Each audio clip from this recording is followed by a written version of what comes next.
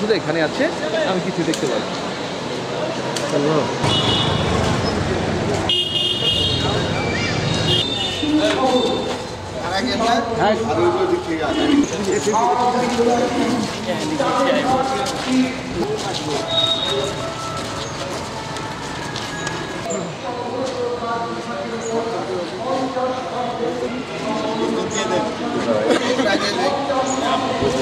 বিপদগ্রস্ত হয়ে গেছেন, তার বিরুদ্ধে মিথ্যা বানোয়াট ভিত্তিহীন উদ্দেশ্য প্রণোদিত কাল্পনিক অভিযোগ এনে মামলা করা হয়েছে। আশা করি তারা তদন্ত সাপেক্ষে আগামী 24 ঘন্টার মধ্যে এই মামলার থেকে হাফিজ রায়হান সাদাকে অব্যাহতি দিবেন এবং মামলাটি নিষ্পত্তি করবেন।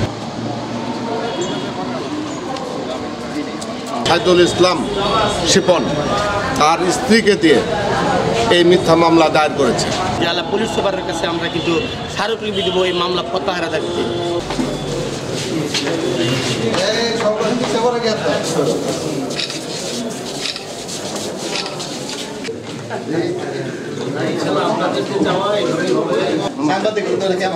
আমরা কয়েকদিন থেকে আন্দোলন সংগ্রাম করছি।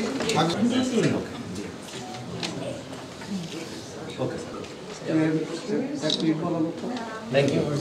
অবশ্যই